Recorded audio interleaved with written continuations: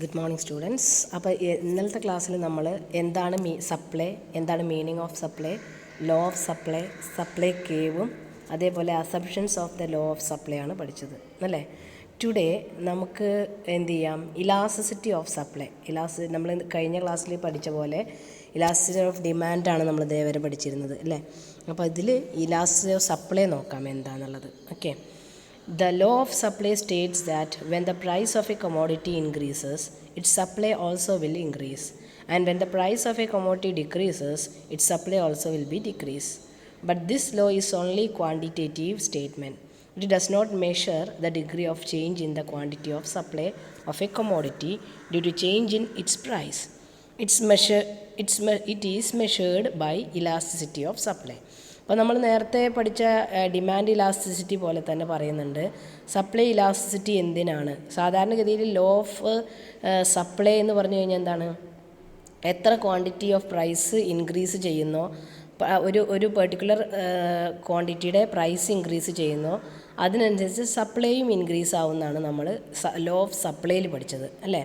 ഇതൊരു എന്താ പറയുക, കൺസ്യൂമേഴ്സ് പോയിൻ്റ് ഓഫ് വ്യൂ അല്ല, സപ്ലയേഴ്സ് പോയിൻ്റ് ഓഫ് വ്യൂ അല്ലെങ്കിൽ മാനുഫാക്ചേഴ്സ് പോയിൻ്റ് ഓഫ് വ്യൂവിലാണ് ഈ ഒരു കോൺസെപ്റ്റ് എന്ന് നമ്മൾ ആദ്യം തന്നെ പറഞ്ഞു കഴിഞ്ഞിരിക്കണം അല്ലേ. അപ്പോൾ ഇവിടെ പറഞ്ഞിരിക്കുന്നത് എത്ര പ്രൈസ് കൂടുന്നോ അതിനനുസരിച്ച് ക്വാണ്ടിറ്റി സപ്ലൈ ചെയ്യുന്നതിനും ഓട്ടോമാറ്റിക്കലി അല്ലെങ്കിൽ പ്രൊപ്പോർഷനേറ്റായിട്ട് കൂടും എന്നാണ് പറയുന്നത്. പക്ഷേ കൂടും എന്ന് പറയല്ലാതെ എത്ര കൂടും അല്ലെങ്കിൽ എത്ര കുറയും എന്നതിനെക്കുറിച്ചുള്ളൊരു മെഷർമെൻ്റ് ഇല്ല.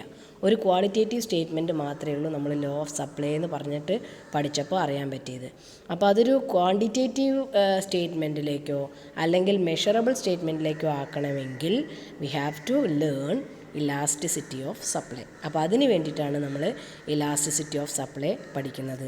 എത്ര ക്വാണ്ടിറ്റി അല്ലെങ്കിൽ എത്ര ചേഞ്ചസ് വരുന്നുണ്ട് സപ്ലൈയിൽ, പ്രൈസ് ക്വാണ്ടിറ്റിയുടെ പ്രൈസ് ഇൻക്രീസ് ചെയ്യുന്നതിന് അനുസരിച്ചിട്ട് എത്ര സപ്ലൈ ഇൻക്രീസ് ആവുന്നുണ്ട്, അതിൻ്റെ ഒരു മെഷർമെൻറ്റ് അറിയണമെങ്കിൽ നമ്മൾ ഇലാസ്റ്റിസിറ്റി ഓഫ് സപ്ലൈ പഠിക്കണം.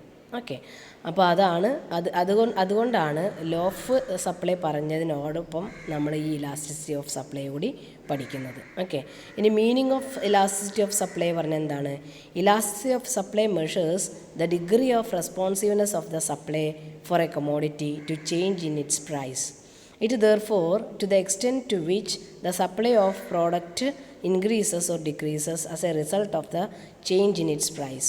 It is the ratio of percentage change in quantity supplied to the percentage change in price. It is a quantitative or mathematical expression of law of supply. In other words, in the words of Balding, the relationship between price and quantity supplied is rather like the relationship between a whistle and a dog.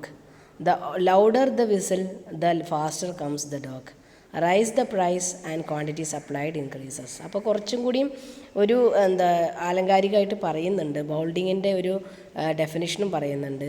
Supply എന്ന് പറഞ്ഞു കഴിഞ്ഞാൽ ഈ meaning of elasticity of supply പറഞ്ഞാൽ എത്ര degree of change പ്രൈസിൽ വരുന്നുണ്ട് അതിനനുസരിച്ച് proportionate change ഈ പറഞ്ഞ ക്വാണ്ടിറ്റി സപ്ലൈഡ് വരുന്നുണ്ടെങ്കിൽ അതിനെയാണ് നമ്മൾ ഇലാസ്റ്റിസിറ്റി ഓഫ് സപ്ലൈ എന്ന് പറയുന്നത്.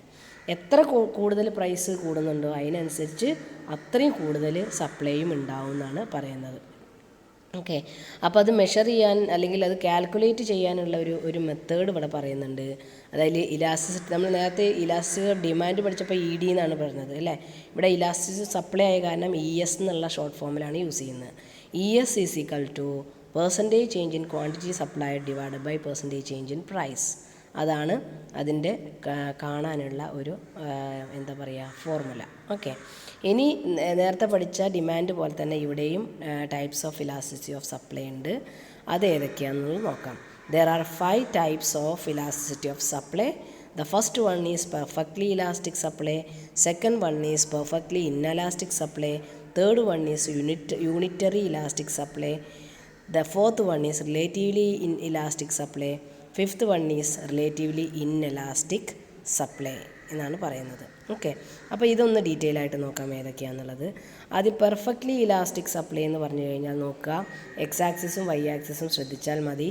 ഡിമാൻഡിൻ്റെ പഠിച്ചതുപോലെ തന്നെയാണ് പറയുന്നത്. Okay, when there is a significant change in supply without any change or a little change in its price, it is called perfectly elastic supply. This is only an imaginary concept. In practical life, there is no commodity whose supply is perfectly elastic.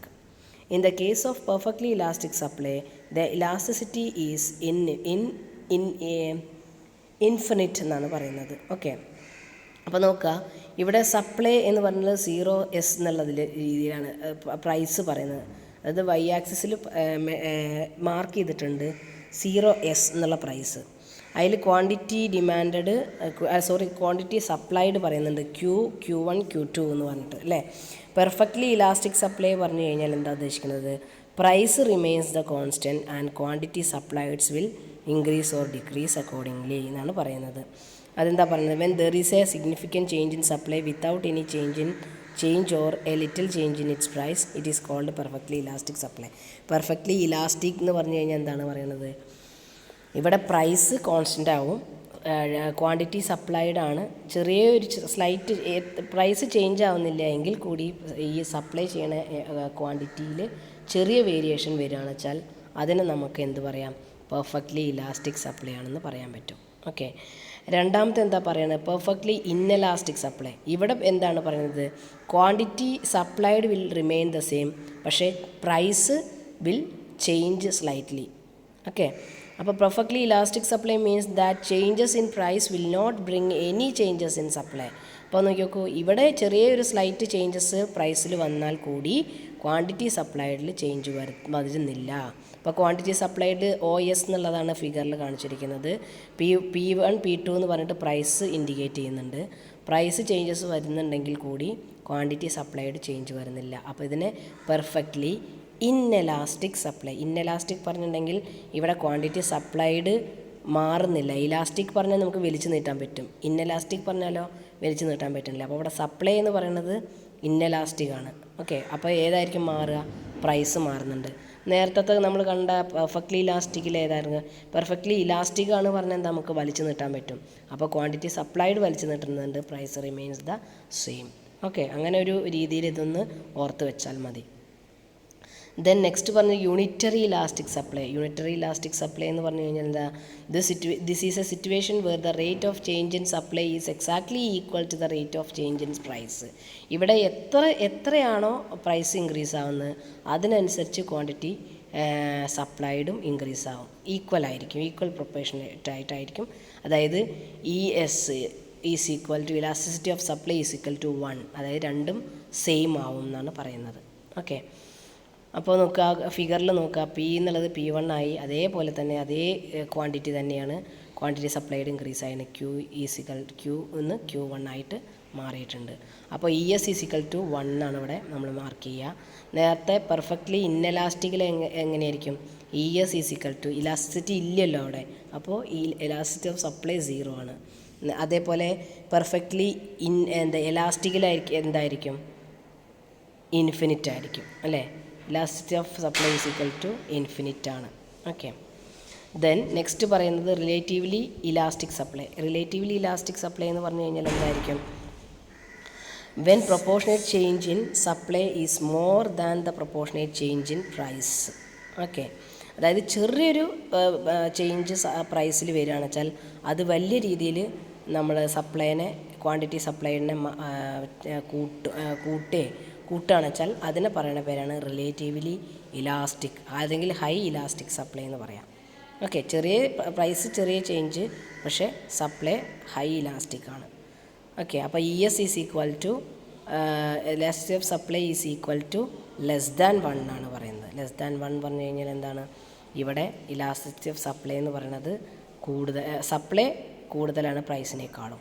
Okay, അപ്പോൾ അതിനെ പറയുന്ന പേരാണ് relatively elastic supply or highly elastic supply.